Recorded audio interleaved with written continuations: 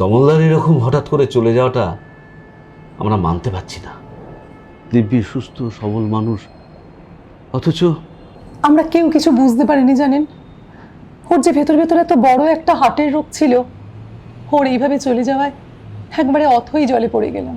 সে তো বুঝতেই পারছি বৌদি, মেয়েটার পড়াশোনার খরচ থেকে শুরু করে সংসার চালানোর দায়, এ তো কম কথা নয়। সেই জন্যই তো বলছি, একটু দেখুন না, একটা কিছু যদি ব্যবস্থা করা যায়।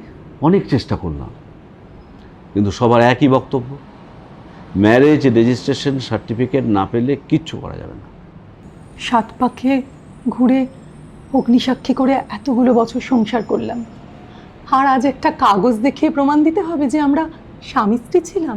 আপনার আবেগটা আমি বুঝতে পারছি, কিন্তু আইন বলছে, সুপ্রিম কোর্টের আদেশ অনুযায়ী ম্যারেজ রেজিস্ট্রেশন সার্টিফিকেট এখন বাধ্যতামূলক।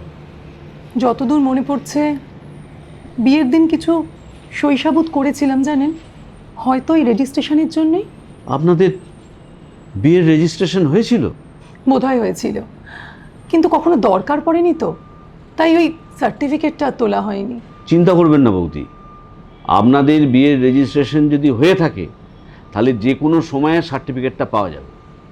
মানে এত বছর পরও আমাদের বিয়ের সার্টিফিকেট পাওয়া যাবে? অবশ্যই পাবেন, আর এটা আপনার মেয়ের জন্য খুবই জরুরি।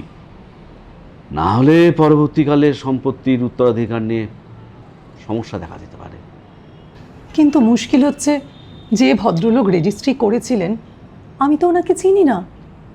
তাছাড়া এত বছর পর তাকে দরকারই হবে না, কলকাতায় রেজিস্ট্রার জেনারেল অফিসে সব ব্যবস্থা হয়ে যাবে, এমনকি আপনাকেও যেতে হবে না, অনলাইনে সব ব্যবস্থা করা যাবে। কিন্তু আমি তো এত ইন্টারনেট কম্পিউটার কিছু বুঝি না।